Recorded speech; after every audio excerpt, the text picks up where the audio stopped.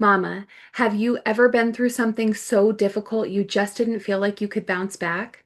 Join us today while my guest Jaslyn proves that you absolutely can, and why she's living proof that your worst chapter can become your greatest comeback.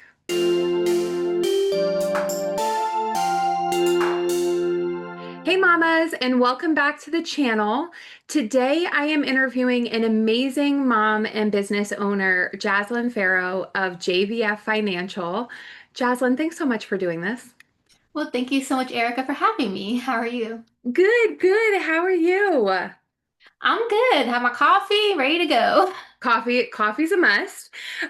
So let's get into your story a little bit. Tell me about yourself and your kids. How many kids do you have? So, altogether, I have four children, but I only was able to raise one, my son, and he is 15. But I've 15. given birth to four children. That's amazing.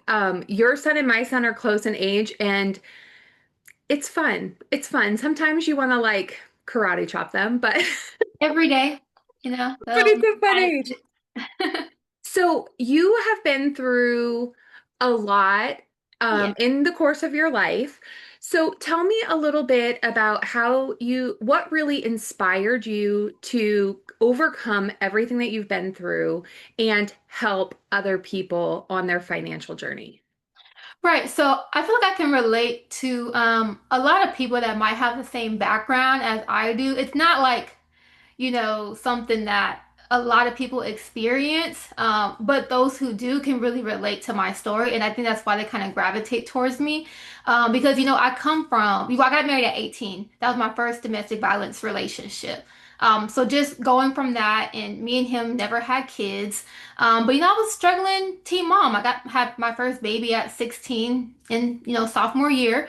I ended up dropping out of high school, then shortly fell in love, got married. That only lasted a year. And then from there, it's just like my life just kind of went like downhill. I was just choosing like the same man, but just like different faces. I kept getting the same toxic person. So I ended up having other domestic violence relationships.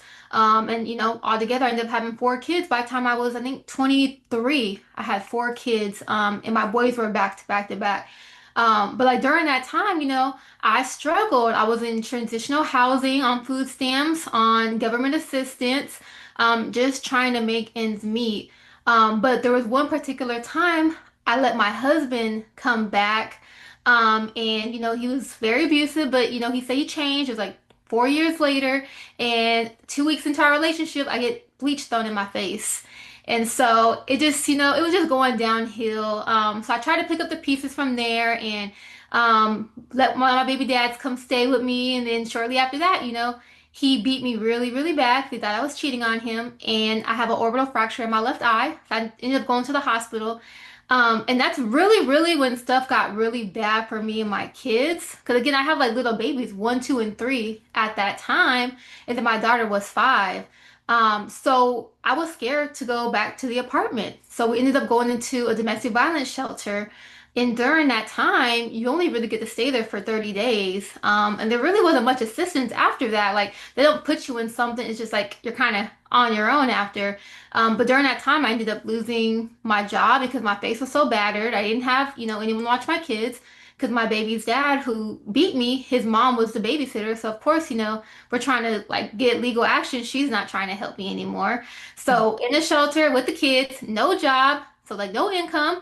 Don't have a car anymore because the car ends up getting repossessed. I was so behind on payments. So I'm literally on the bus with four kids. And it was just a really, really tough time. So once, we got out the shelter, my friend said, hey, you can come stay with me, but I already have my own kids. I don't have enough room for all of y'all. You got a lot of kids, you got four. So my daughter was 5 at the time. She was with her grandma.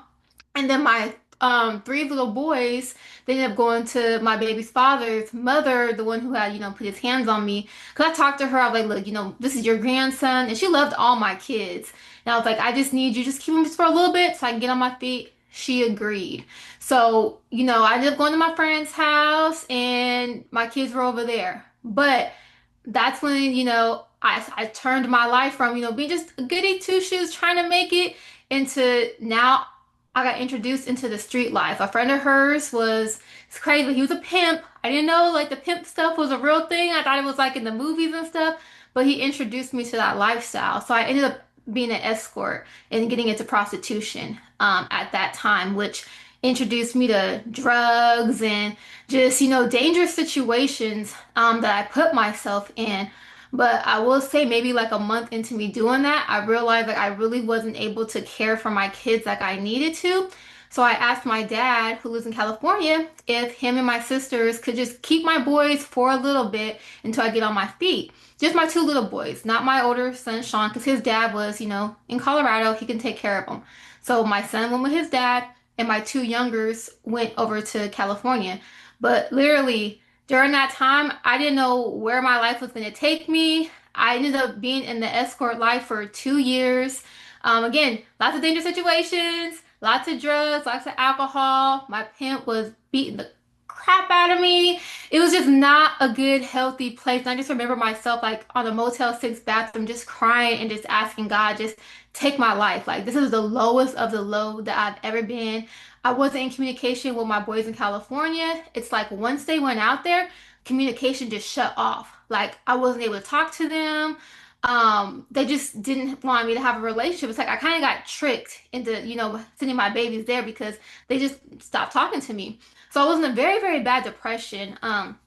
So much I just wanted to die. Like, I just didn't want to live anymore. My son's dad wouldn't let me talk to my son. He said the type of life you're living is not good for him, and I just don't want you to have. So I was really, really in a dark place.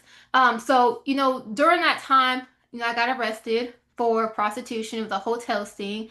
And then there was some times where, with the last time that I actually did it, I was with the guy, and he got on top of me and put a gun in my chest and clocked the gun and told me he was gonna kill me. And that right there, I literally, my life flashed before my eyes.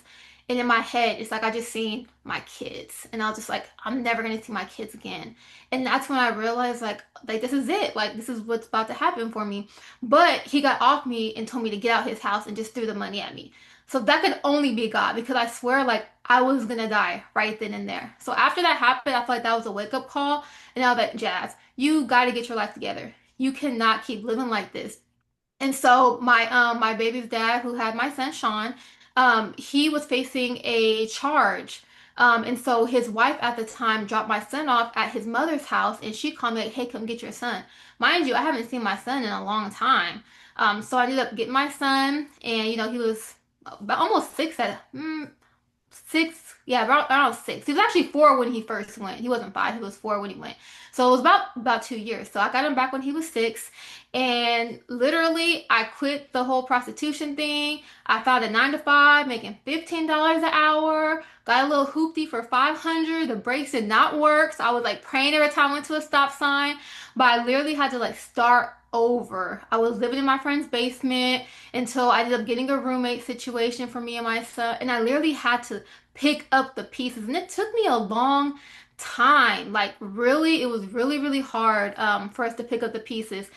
From the roommate thing, we stayed in motels, weeklies. Me and my son, we slept in a car.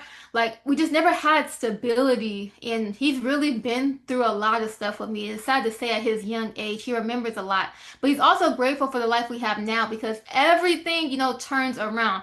It was a lot of dark times, but eventually after 2016, 2017, I moved in with my mom in Texas, got myself together. I already stopped doing the drugs because I had my son. And I was the only parent he had, so I didn't want, him to be taken, and his dad's already locked up. So my son really is who like saved my life. Like, if I didn't have him, I probably would have kept, doing that lifestyle, even with possibly, putting myself in danger, because that's what I knew at the time, to get fast money.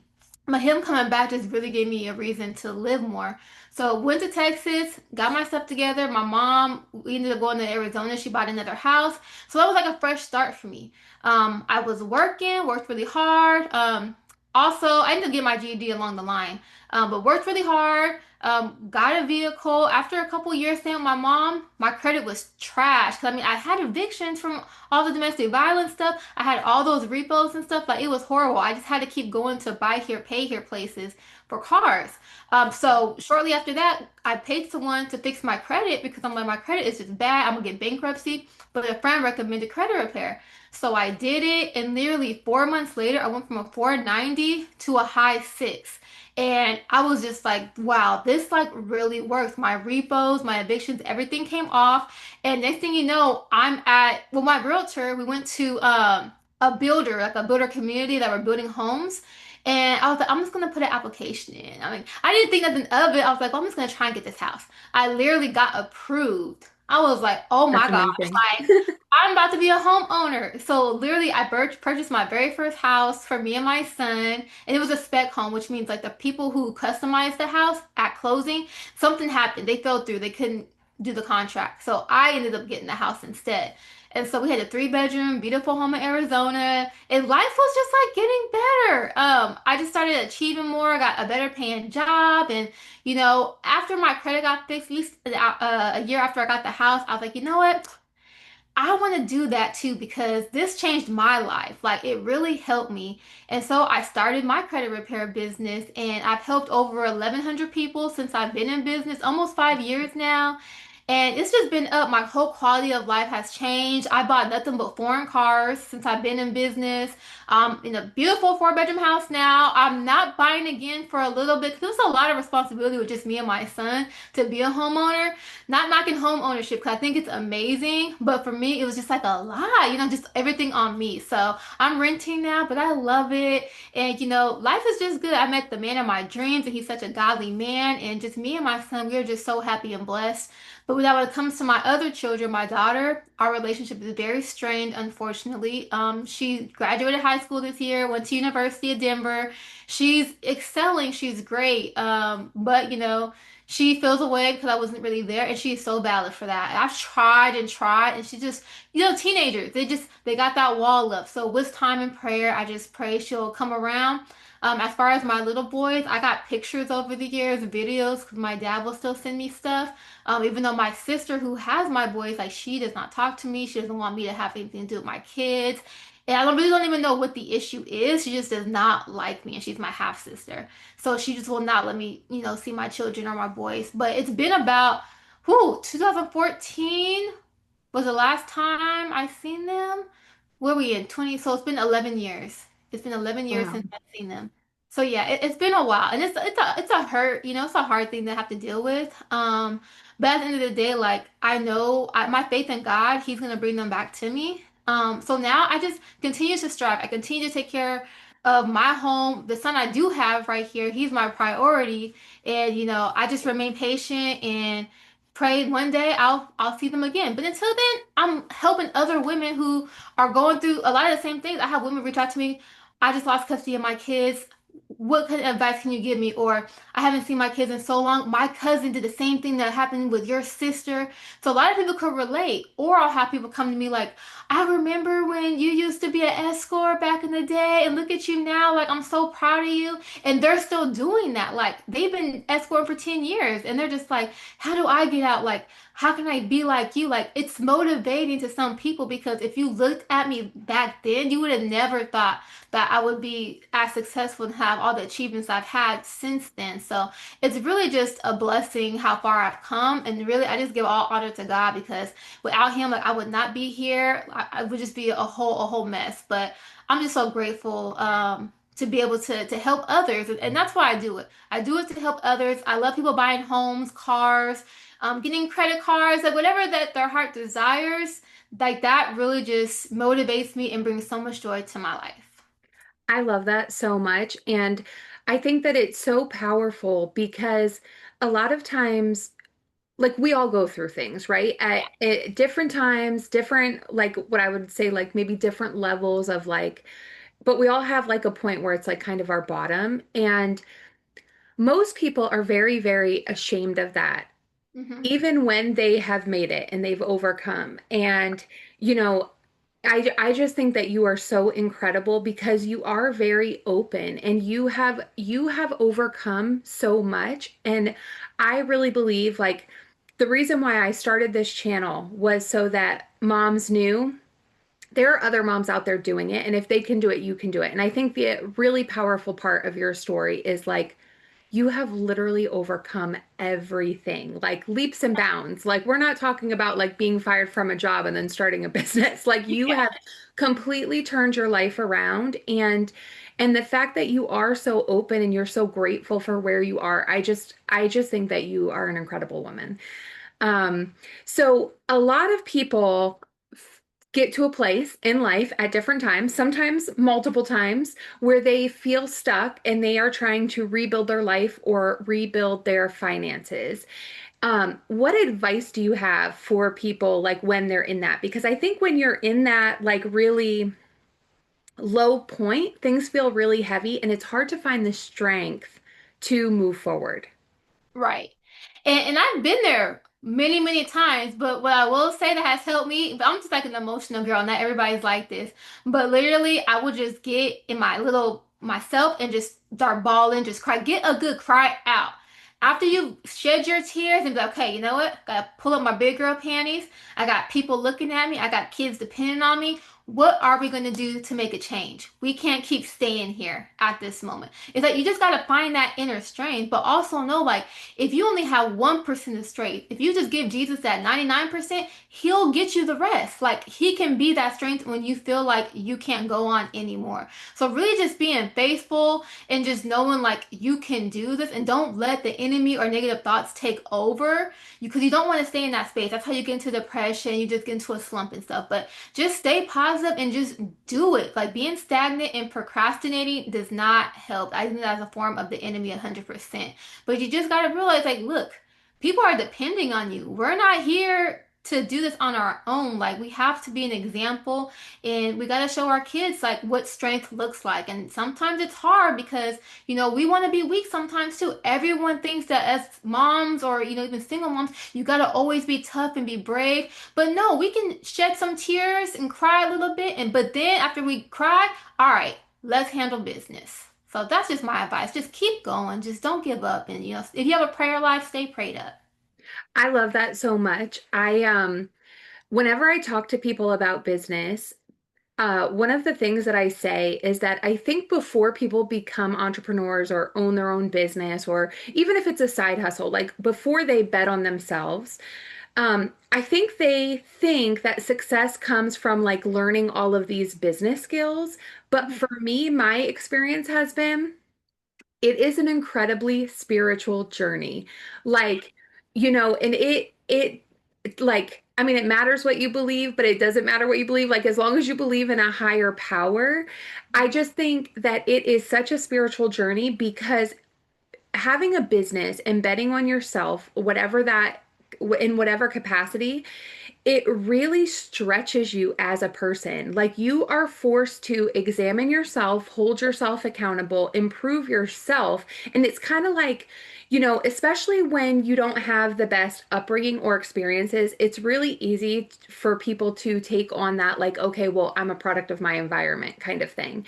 And when you have a business, like, no, it's all you. Like, yeah, like maybe crappy clients will come. Maybe you won't get the brand deal you were expecting. Like, yes, these other things can go wrong that you don't have control over, but it's so much of a personal spiritual journey and like growing. Has that been your experience? Because, Yeah, I mean, especially when I decided to actually take the leap, I ended up quitting my job and just jumping on faith only because I heard the Lord tell me to do so. I was literally working, do my little 9 to 5, working at home. This is during COVID when I started my business. So I'm Mhm. literally just doing my thing, and then I hear the Lord tell me, like, quit your job. I said, say less. I had a call coming in. I said, boop, sent the email to my boss. I quit. And literally, he's provided ever since. I'm not gonna say entrepreneurship has been easy because there's been months where it's up and down. There's months where I didn't even make enough for rent. And that's how it is in the beginning sometimes. You gotta really hustle hard to get where you wanna be. But I will say I'm grateful for the push and just stepping out on faith because a lot of people they'll start a business, but they're like, oh, this is kind of hard. I'm gonna go back to the workplace and they just kind of give up. But if it's truly for you, you'll always be uncomfortable in the workplace. I could never keep a job past 6 months. Like I was always switching jobs. Like I'm like, oh, how am I to do this? Like I'm just not a worker. And there's nothing wrong with that because somebody has to do it. Someone has to take those calls. But if you have that spirit where it's just like always shaky when you go into work, it's just like it makes you so antsy, then most likely entrepreneurship is probably for you and you're in uncomfortable situations because you're not supposed to be there. So that was it for me. I said, you know what? I'm going to take the risk. And it's been up ever since. Every year, my business has grown since the year before. And so I'm just grateful for that. I love that. And I agree with you 100%. You know, this community is about moms who have businesses, but it's not always moms who have a full-time business. Sometimes it's that they have a side passion project. And I am a big believer that in the time that we're in of like internet gurus that tell people that they should just like quit their jobs and there's a lot online. I honestly don't believe that entrepreneurship is for everybody, but I do believe that multiple streams of income is. And Oh, yeah. I think especially for moms, like when you have kids depending on you, it is your job to not put all of your eggs in one basket because jobs are a false sense of security. Like they Hmm. can be ripped away from you. And Yeah. so when you put other things in place, it makes that it's always going to be hard to lose income, Yeah. but when you have other things in place, it really helps buffer some of that. Right.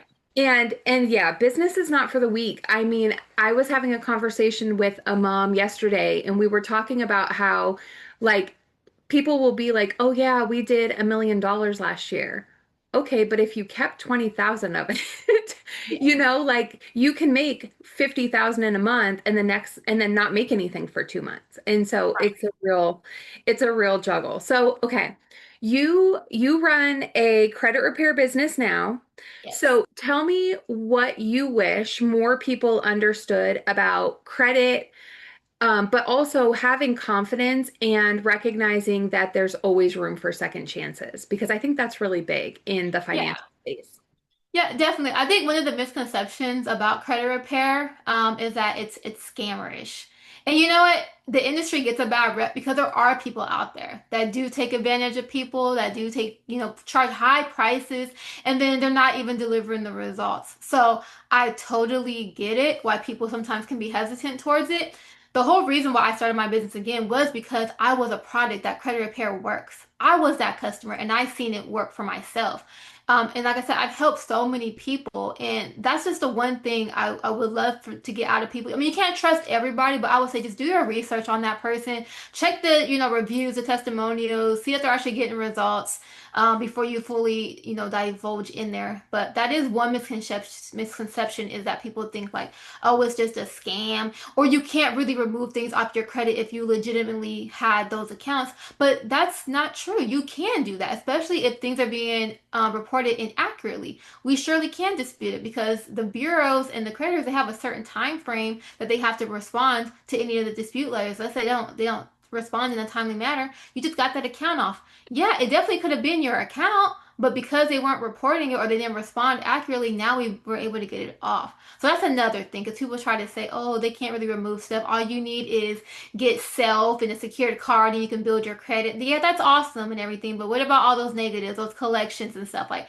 if those aren't going anywhere, your score is not going anywhere. And then, what was your second question? Oh, just about like people having confidence in second chances. And Okay, because yeah. I think that really comes into play in finances, like especially if you have messed up your credit or you have had a business that like didn't work out. I think that people fail like, oh, I had my shot and what that looks like. Well, I always say like never say never, never. Like we all make mistakes, especially like our early 20s. Like I mean, for me, I had payday loans out the wahoo. Like I was just doing the most of my credit, just messing it all up. But the thing is, it's never too late to fix those errors. The only issue I have is when you don't do anything about it. When you see the problems, but you just sit there and say, oh, well, I'm going to just have bad credit. You don't have to live with it. Like, I've had so many people come to me that were in the 400s and now in the 700s. And they're just like, wow, I never knew this was a thing. I never knew this could change my life like this and becoming homeowners. So I love making an unbeliever a believer because, yeah, talk all your stuff about credit repair, it doesn't work, but give me 90 days and you're gonna see the increase in your score and you're gonna be like, wow, like she was telling the truth. Like it really does work. So it's never too late to fix those mistakes. I love it. I love it. Now, you have Sean at home and you run a business that is very successful. So, how do you find balance between, I mean, thankfully he's at an age where he's a little like my son, like he's a little more independent. You know, it's not Yeah. like you have babies at home, but how do you balance the being a mom and being a business owner? Because it can be a lot. Yeah, actually, I feel like I balance it pretty well. And a lot of it is because I outsource. I have a whole team that handles my workload. So really, I'm just the face of my business. I do all the marketing for my business. I'll go on, social media and start, doing my sales and stuff. But at the end of the day, all day is pretty much at my expense. I'm at Home Goods or, do my little errands or I take my son to school every morning. And that's what I love. Like, I'm a present mom because I can just work from my phone if I need to. So I take him to school. I make sure he has dinner. After school, I see him. We hang out, or the weekends we'll go do stuff, or we're able to take trips because I don't really have a schedule. I'm flexible. This is all I do full time. And if my workload is too heavy, I mean, like I said, I have teams. So my teams, they handle all my disputes and mail out everything. I'm just a customer service. So my customers know like you're still getting that human interaction. You're still dealing with Jaslyn. And that's the one thing I have not let go of my business because I do have a lot of clients is I haven't passed it on to anybody else that can do the customer service aspect of it. Because it just takes that one person to insult a customer and then there you go. Now you got a bad review. So I try to make sure like I'm always the point of contact for them. But it really works out pretty good. I mean, in the beginning, I would say it was tough because I was doing everything by myself before I was able to really scale my company. So I'm doing like 11 hours a day just doing dispute letters, printing, folding, mailing. And I probably wasn't as, there for my son during that time, during the building stage. But where I am now, I have all the time in the world. Like we can go do whatever he wants to do when he gets home. So I'm definitely there. I really love that. And what I heard out of that, which is really I love that you said it because I was planning like my content through the end of the year and I am going to do a video on this, but you have put systems in place. And I Yeah. think a big misconception with business owners, but I think it kind of is even more so with moms because we are naturally we just pour and pour and pour into other people, but you put systems in place so that it made sense because we don't I think there's this misconception that to make more money you have to spend more time. Like Right. we've been so conditioned that money and time are synonymous and they aren't Right. at all. And that is I would say my biggest passion is to show moms how they can make more money while still being super present or a lot of times even more present for their kids. Yeah, exactly. So I really love that you said that. So, okay, for the mom who is has been in one of the low places you've been, like maybe it's a teen mom that's watching, maybe it's a mom that is, in a lifestyle that they don't want to be in and is not, conducive to to having children, or they're in a job that they hate and they just feel like they're really in that low point. What is one piece of advice that you would give them just flat out if they were like, I know I'm meant for something more, I have an idea, but they're just kind of sitting on that idea because they're kind of stuck in a miserable place. I would say just do it. Like just go for it. Like whatever happens, happens. Who cares if you fall on your face? But what if you don't? What if this like takes you to millionaire status, this idea? So my advice would be just go for it. Like, I'm such a risk taker and I'll invest like whatever that's gonna bring my business more, as whether that's mentorship or learning a new skill or a course. Like just take that chance and go for it because you're never gonna know what happens. And you keep on stalling and stalling and stalling. It's gonna be 20 years and you're still sitting there like, wow, I wish I would have did that. So my advice is just go for it. Like nobody's stopping you. And action builds confidence. It does. I think that I have been caught in this for sure, like where it's like, oh, I need to wait until I feel ready. Hmm. And, Never gonna be ready. right, I did it with this channel and community, to be honest with you. Like, I should have started this a year and a half ago, and I started it like a month ago because I was like sitting on, like, okay, being ready and how am I going to run it? And, running through all that in my head. And the second I started it, Jazz, it was like, this is amazing. This is so easy. Yeah. Like, you know what I mean? And so action really breeds confidence. So And let me just tell you really quick. go Sorry to ahead, cut go you ahead. off. But just to piggyback off of that, when I started my credit repair business, I took a course, but guess what? It didn't teach me nothing about how to do credit. I did not know nothing about credit the first year I was in business. I literally hired a team within like the first 90 days because I'm like, I don't know how to do it. They would just do my disputes, but I'm still like printing off everything in an envelope. But I faked it till I made it. I went in scared, didn't know what I was gonna do, but I knew I liked social media. I knew I had like cool little pictures and I can come up with cool little sales to get the buzz going. And I made a lot of relationships within, my community where people can share my stuff. So that's how it really blew up. But I literally did it without having a lick of knowledge of credit, only just like the basic stuff that most people already know. It wasn't until like I started passing it off for the other, companies to do the disputes for me.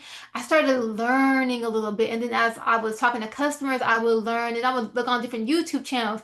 And all the knowledge came over the years. So when I say I literally started my business and didn't know nothing about credit, I just did it. I just went for it. So you don't have to really know much about what you're doing either. Just start it. And all the knowledge is going to come with growth and just learning as you go. So if you don't know everything 100%, don't let that be like the stumbling block. Just go for it regardless. I love that. It's about making a choice and being open to learning. I mean, Exactly. truly that's exactly what it is. Well, Jazz, thank you so much. I think that you are such an inspiration and you have just overcome so much and built something so incredible. So really, really appreciate you being here. And for all of the moms, um, I will have a link in the description. Jaslyn has done something really incredible and offered $300 off credit repair packages for all of the mamas that are watching. And you can use mama code MAMA25, so MAMA25 on her website. So all of the details will be in the description of the video. Thanks so much, Jazz. Thank you for having me.